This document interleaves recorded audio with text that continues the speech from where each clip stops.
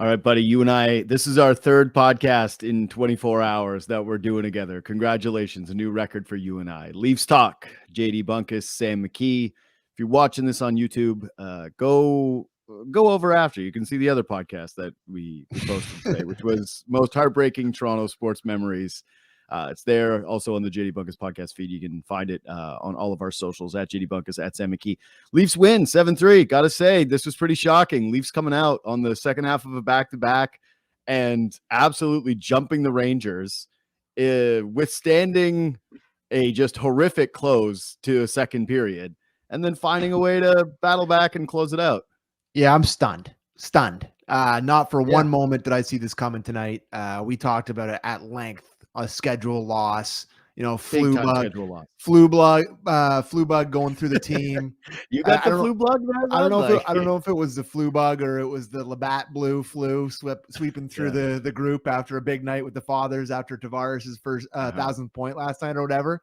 But yeah, like you said it, they came out. I don't think the Rangers expected them to have that jump. I think they knew what was going on. Second half of back-to-back, big emotional night, and the Leafs just were all over them. When have they started on time? Like, I know they scored 4, but outside of the actual results, they were just way better than they've ever played in the first period all year. Like, they were all over them from the drop of the puck. So really impressive victory tonight. So I thought it was just going to be one of those games where the Leafs gave them their best punch early, and then they were dead in the water in the second period. Second period, they started just like, it was prevent defense, baby. It was just flip the puck out of the zone. Try to keep the Rangers to the outside. Oh, God, hold on for dear life. Connor Timmins has given up every breakaway chance, bad penalty, whatever he could do to possibly get the Rangers back into this hockey game. They score on the power play, and then they get one, I think, a minute 56 later, and all I'm thinking is, this is the loss. This is what we expected it to be. So it's like, what was more shocking to you, the beginning of the first or the beginning of the third? Because both of them caught me by surprise. Well, they get the good start, and then they get the power play, and they score immediately, and that felt like it took the Rangers right out of the game. Like, they had one shot on that power play. It was like 5 seconds into it where they just get the goal, make it 5-3, and it really felt like that was the dagger in the game. Yeah, it was the dagger. It just was so quick in that period. Like, if they had gone further into this period without that sort of like mental motivation of getting a 2-goal lead, I definitely could have seen this going sideways. But I think that was just enough for them to kind of push them over the edge and get them through this final frame and obviously get them up to 7 goals with an empty netter, which I didn't see coming. But they needed that one early, bud. They needed that one early bad to see something go well after the end of the second period. So yeah, it was a nice little treat for them, because if they didn't get that, I don't know how it would have gone. I really don't. Yeah. I've figured out what the identity of this team is tonight. What's that? They're the just enough boys. Just enough? They give just enough? Like, it's always just enough with these guys, right? Like, that's the whole season about, like, all the games that they get into overtime. And tonight's the same thing, where it's like they give you just enough at the start of the game and just enough to start the third period to be able to lock up this game. That's been the entire Leaf season, buddy. There's never, how many games have they given a full 60? The Bruins game? Like, where you felt like, wow, that was a really complete effort. I'm trying to think back. Yeah, Nashville. I mean, Nashville was awful. Like, I can't even really give them a ton of credit for dominating that team. They should have dominated that team.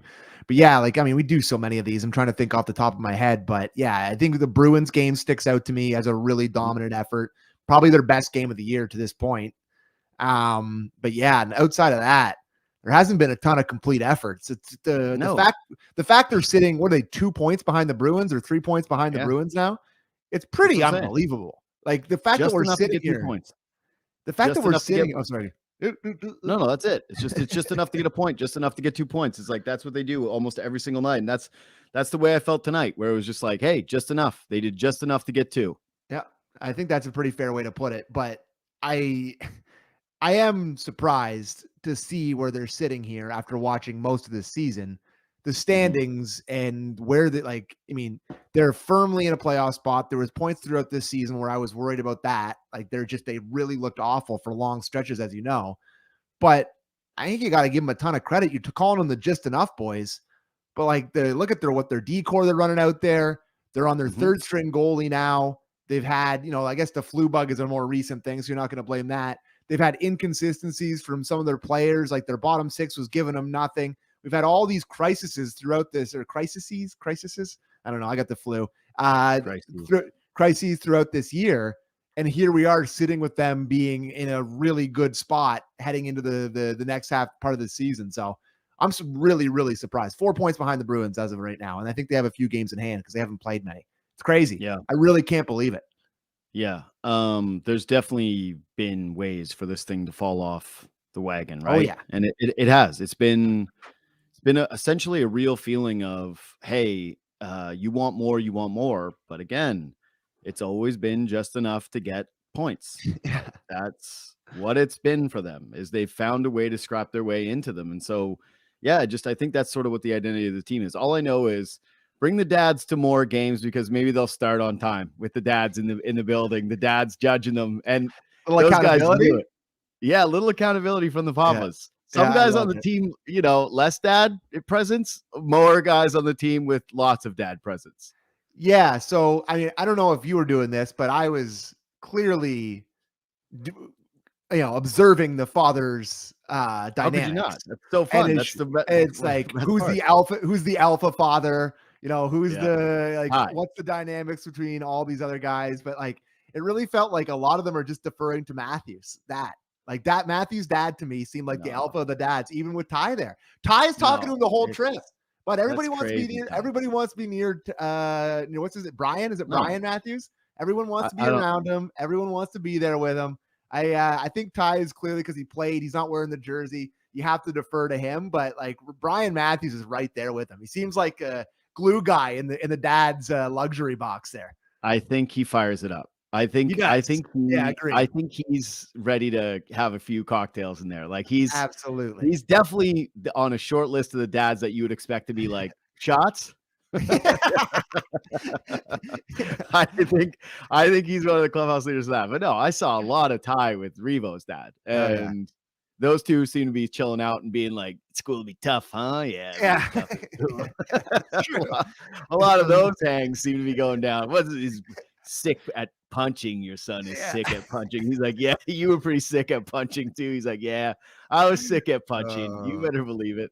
Those are, and then my other dad observation was a lot of shots of Tavares' dad not talking to anybody. Like somebody mix in talking to Tavares' dad.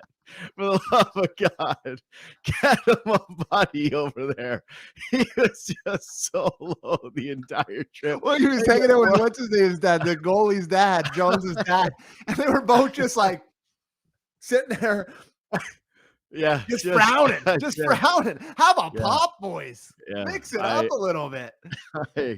I had a blast doing dad watch too. Dad watch is a thrilling component of the dad's trip. I'm big time into it. I can't get enough. I'm glad that those guys ended up getting a win tonight, especially after the Rangers game ends that way. It's Tavares. It's a lot of booing. Islanders game. Yeah. What'd I say? Yeah, you said Rangers. It's okay. Oh yeah, whatever. That after the Islanders game, just maybe they got the point. It was an exciting night for Tavares, and I'm glad they would have gotten to celebrate that. But my guess is that Tavares is the kind of guy where he would rather have the win. Like in Long Island, he'd like the stats, but he would have loved to get the win and have a game-winning goal. Someone pointed out to me actually on Twitter that they should have put him on the ice to start overtime, and I went, "That's actually a great point," and that person is correct. Like Sheldon Keefe should have known what was going on and throwing Tavares over there to be able to at least get a shot in overtime. I would hear that argument if you didn't have Austin Matthews, Mitch Marner, and William Nylander on your team who always start overtime. You go with the gut, you go with the hunch. I get it, but to me, there's three guys I want going over the boards first and 3-on-3 before Tavares. But I get what they're saying. Well, one of them is David Kampf always for him. Yeah, so, well, I mean, my thoughts on that. I can't stand that, but they didn't. I don't think I can't even remember what happened last night. Did they put Kampf out there to start? Can't remember. Anyways, it's been 24 hours. All right. Like, and again, Leafs have played again. Leafs have played again. I don't even know what happened. Yeah, I just think that this is another, like maybe some of the reason that you notice Matthews' dad more is because Matthews was just the driver of that first period. Like, again, another really dominant performance from him where he came out and just said, yep, I'm the best player on the ice and I'm going to make this game my own. And I'm going to set the tone for this thing. And so, I thought, again, Austin Matthews, this is kind of the version of him that you want to see. They start on time. they jump out to this lead in large part because he was just a monster again. Did you hear Keefe talk about Matthews today? No. He's like, basically said like, yeah, Matthews is trying hard again. Now he's one of the best players in the world again.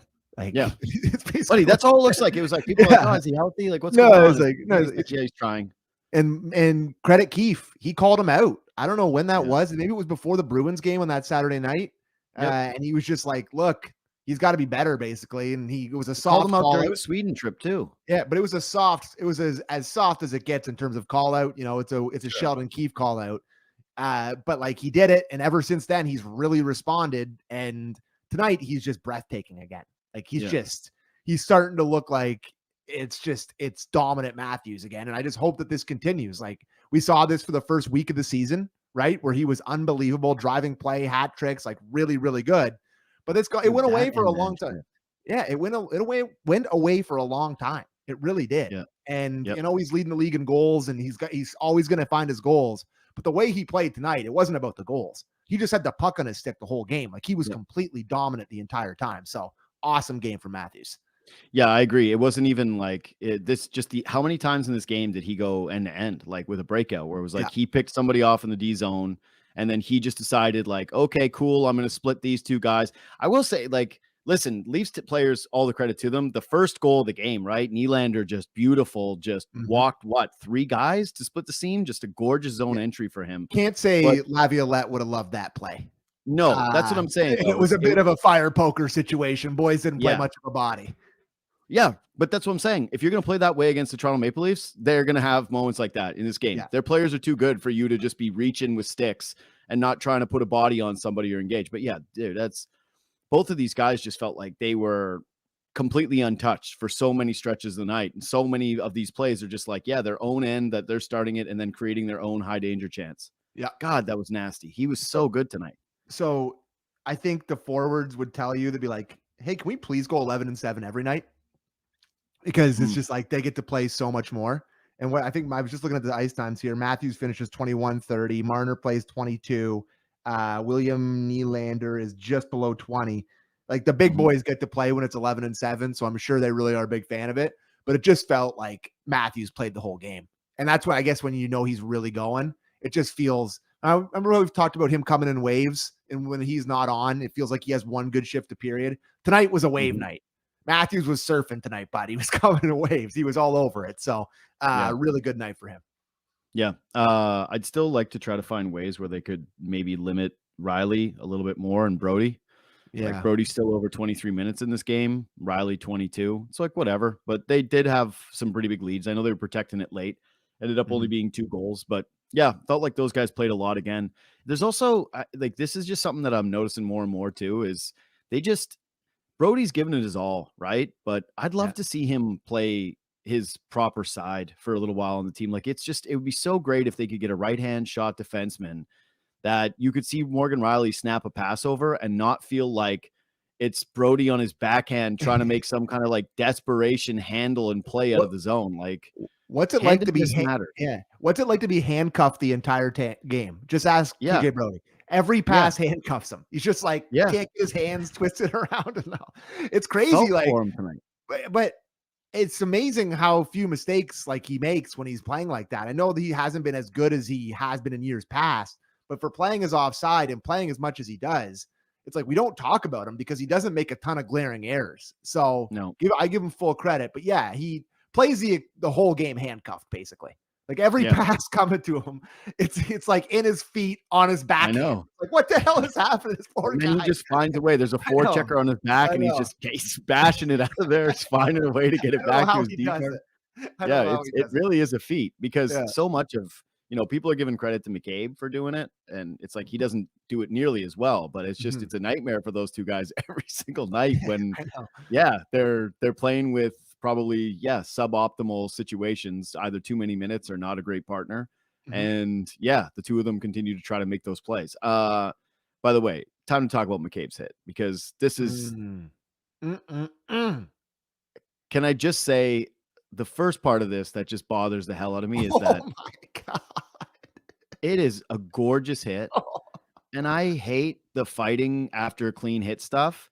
But for it to be the Rangers of all teams that do this, the Trouba team Mhm. that bitch and cry every single Yes. time Trouba Preach lights it. somebody Preach up, it, brother. Preach it. for them to be the crybabies that try to get a fight going, like for Yeah. Zibanejad, like I'm sure part of it is just like the frustration of the night or whatever, or trying to choke. But it's like, dude, yeah, how do you get up? Oh my God. Yeah. Dude, that reminded me of a hit you would throw in like NHL 07 on like Xbox or N64 or whatever. Like it was like a video game hit. It's just Yeah. he's look at that. He's looking Yeah. back at his pass terribly and he just gets smoked. And you're right. There's no reason for him to fight. He doesn't have to fight. Zibanejad comes over to him and he's like, okay, I'll take you off the ice. Let's go. Let's fight. And of course, Zibanejad doesn't want to fight. He doesn't want to drop the gloves. He just gets in there for performative, It was weird though, because they were talking about it on the broadcast, like, well, that's, McCabe's one of the guys you don't want off the ice. I was like, yeah, they're down. I'm pretty sure they don't want to lose a Zibanejad. Yeah, I would take that trade 10 times out of 10. Like their best 25 sniper. out of 25. Yeah, their best sniper. So our mutual friend Dave Fearon sent me a text about that hit. And do you remember on the Father's trip? Like, I think this is the last biggest hit since that one for the Leafs, when Dion Phaneuf smoked Michael Sauer at Yes. They and that was the Father's trip as well. And remember, they went up to the luxury box, and Phaneuf's dad was like, yeah, that's my boy. And I don't think Michael Sauer seen him played do that again. a million times. I don't think Michael Sauer played again. Like it was like the hardest hit in Bonesy's call. He's like, oh my God. So I don't know what it is about the Leafs. I don't know what it is about having your dad there, but I guess you just want to light somebody up on the Father's trip. And Jake McCabe did it. That's as hard as a hit as I can remember a Leaf having in a long time. Like they've had some good ones this year, but that is a extremely hard hit. This is the part that I was alluding to where I'm torn. Is I love the hit. Yeah. McCabe loves hunting that hit, and he has not been able to land one all year long. Like, it's like, what are your favorite things to do, Jake McCabe? He's like, I like jumping up in the rush when nobody expects it, and I like stepping up on somebody at a blue line. And I would go, yep, that's you. That is a fact. That is, you have proof that this lie detector test works. It just, I was gonna say, this is an old man take, but it just kills me that it's like, you get one big hit a month, and now everybody's got to talk about it. It's just like that sick league hockey is, hey, maybe mix in a few more of those. Hey, remember when that was like actually a thing that happened? Because I really did have this, bro. I really did have this thought before this game started, or not before this game started, but in the second period or whatever, when it was kind of that lull, and it was just sort of the Rangers having the kind of half pressure and the Leafs just dumping it out. And I'm like, God, hockey just without the hitting and some of the fighting, it just lends itself to some of these games where I went, boy, imagine being a Rangers fan and you got jumped on early on in this game. And now you're not going to get any action for the rest of it unless, you get lucky with a penalty and a power play goal at the end of the period that kind of put a game back in. But like, thank God for this hit, because we all love this stuff. Like, who watches that and doesn't love this? Like, that is, I appreciate them so much more. So thank you, McCabe, for a moment. Thank you for a clean hit that makes us do the, oh my God. But I just miss more hitting. I really do. And I hate that it's gotten to the point where anytime there's the once a month big hit, that guys feel like they have to fight because they're so in shock that anybody actually hits somebody.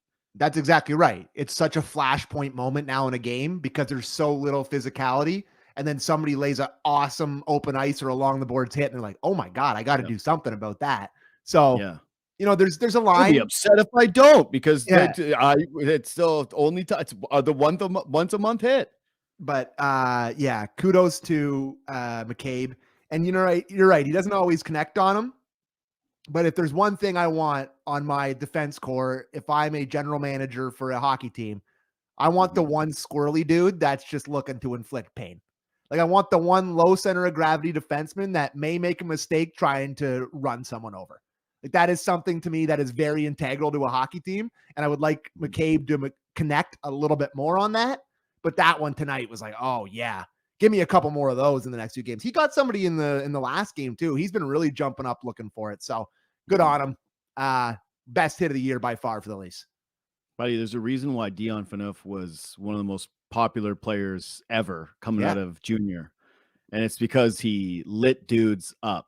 Yeah, Like, I it would was, absolutely put his top 10 hits up against anybody who's ever played. Dion dude, the Phaneuf's double top Dion. 10, his mixtape of top 10 hits Yeah, are as good as it gets, no question. So I yeah, don't want to turn this absolutely. into 2013 where I'm defending Dion Phaneuf and losing hair over it and saying Yeah, how he's I was miscast. gonna say So let's move you're on. buddy, you're gushing about Jake McCabe again, vintage you, and Oh, now you're it was Evangelista on Saturday that he absolutely spanked. Got him yeah. along this in this similar spot of the ice too.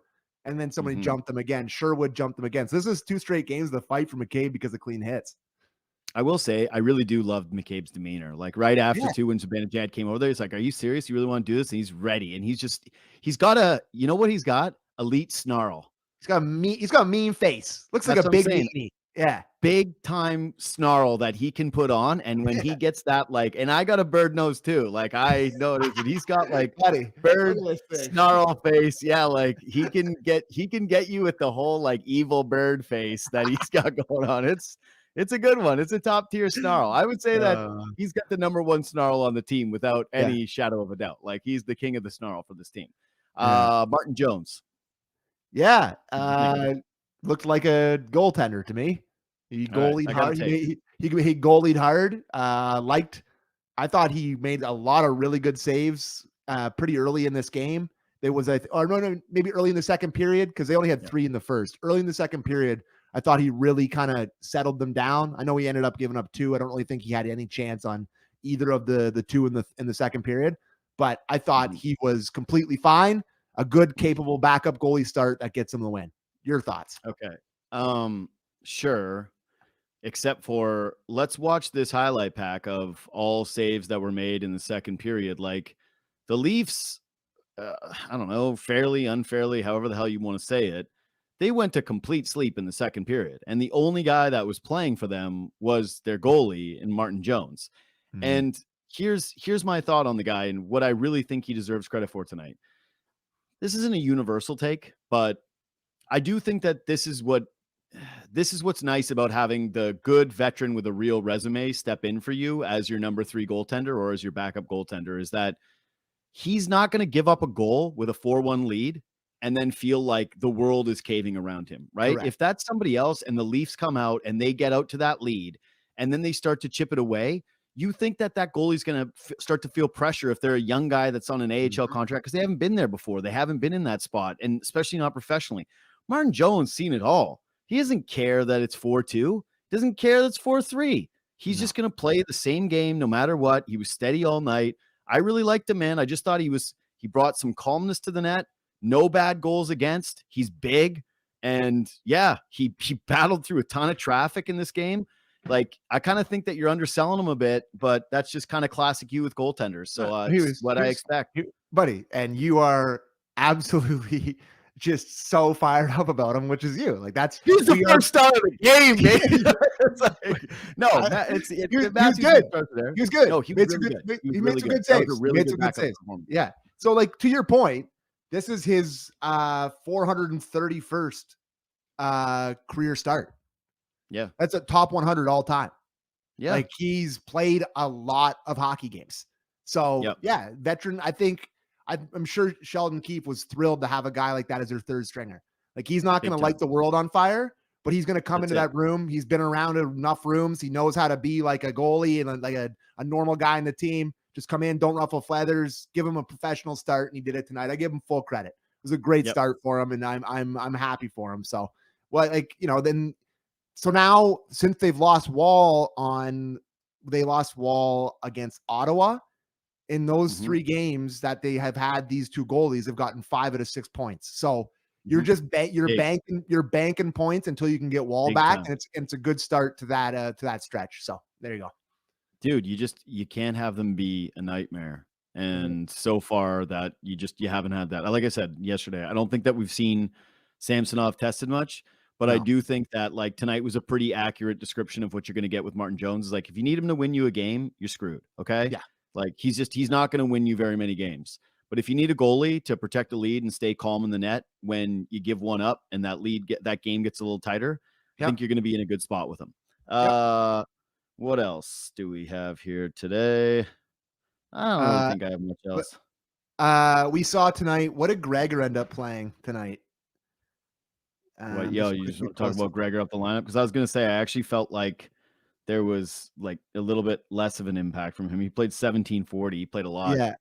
And I would say that this is the exact reason that he plays in the fourth line, because I actually thought he was worse the higher up the lineup. I think he ended up with an assist tonight. He did. But if you're playing in the top six, everybody got points tonight. And he just wasn't passing. He's playing with Austin Matthews and you didn't pass to him. Mm-hmm. It's like, you don't have to run it into the corner and smoke somebody. Like, you can play with Austin Matthews, like put the puck on his stick, go to the front of the net, man. Like, you don't have to carry the puck. So this to me was like the perfect chance to be like, okay, I saw it. I went to Beak with him in the top six to see what it looks like. I'm good with him with 9 a night playing way harder. Like, I think the sort of edge to his game went away a little bit with him playing up in the lineup, and he thought he had to change his role a bit. But yeah, gets an assist. But I think we're okay with just the solid 9 to 10 a night for Gregor. I got what I wanted. I asked for him to be in the top six once in a while, and I didn't love it, if I'm being honest. I think you can find more than 9 to 10. I think that he should be a 12 to 13 guy for this team, especially given what else they have and just some of the situational play that he should be in. I do like it when they go with the Gregor Kampf Yarncroc look. I really like that line when they give it a shot. You're right though. It's just I think that you have to be used to be playing with good players, and I think that it would probably take him some time to get settled with a guy like Matthews. But tonight it didn't. I think that assessment is right. That it was a little uncomfortable. I noticed him less, and I don't think that he's a top line player that was masquerading as a 775K guy. Like, let's just put it that way. And the last thing for me is I thought Bertuzzi had a lot of jump tonight. Thought it was his best game in a few. Glad you brought it up. I don't think he got it. Did he end up with any points tonight? I'm just quickly looking at him. I don't think he did. No, he didn't end up with a point. He was +3. I thought that's pretty hard luck for him to end up with nothing on the score sheet. He was around it a lot. I thought he was awesome tonight. Like, he just active stick in the right areas, supporting the guys he was playing with well.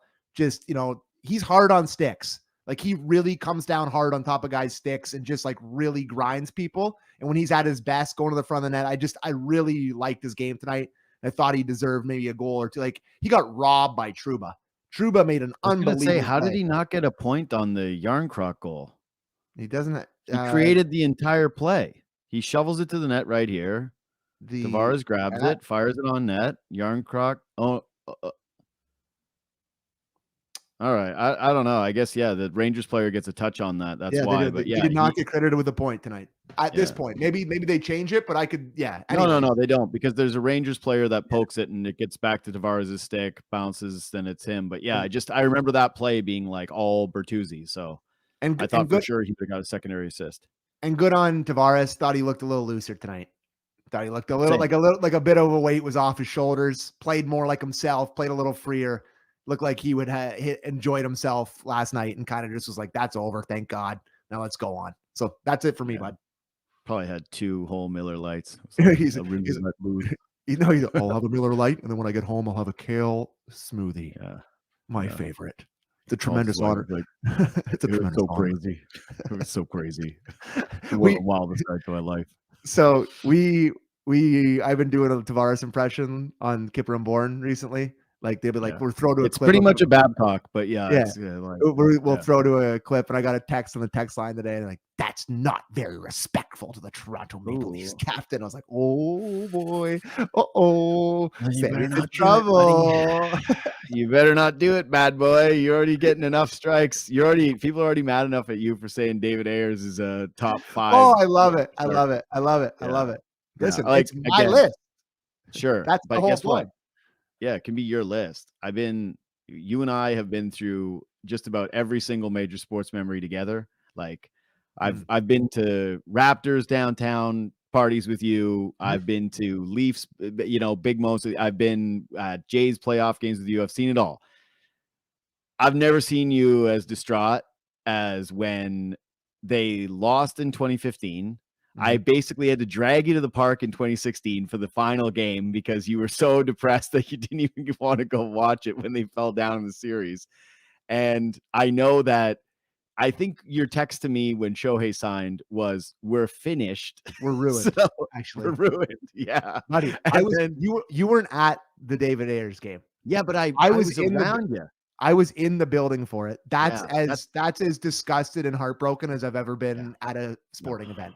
Yeah, you got over it immediately after. No, I You got didn't, buddy. What are you talking about? It's been one of my Yeah. it's been one of my pillar takes forever how much that game killed me. It's Yeah, it my sucked. list. It was a horrible. Shohei didn't sign here. Yeah, he was $2 a year for 1,000,000 years. He was definitely going to sign in Toronto. He's never like, it's like once that contract came out, I was like, okay, we were dumb to ever believe. It's 6. It's 6. Yeah. It's 6 behind Ayers. Ayers has had All right. more of an effect on my life than Shohei ever will. That's it. Stick to your guns, baby. I Stick am. to your guns. I believe and use it. those fingers, the rest of you right now, to subscribe to that podcast and hit that thumbs up button. You squids. Absolutely do it. Again, tens of thousands watch, hundreds hit the thumbs up. Do the damn thing. And yeah, sorry to everybody that was listening on the podcast today, because I feel like there was a lot of reacting to the videos more so than in general. So maybe go to the YouTube page. Yeah, and you put that McCabe hit in front of me, like on a screen, I'm not going to be able to react every single time. So for all the grunts, when we're talking about the McCabe hit on the podcast, that's just me reacting to the hit every single time. So there you go. All right, for JD Bunkis and Sam McKee, follow us on Twitter and Instagram at JD Bunkis, at Sammy McKee, and we will see you on Thursday night. Blue Jackets. Against Blue Jackets. Yuck. Yeah. All right. Well, whatever. We'll be there. See you then.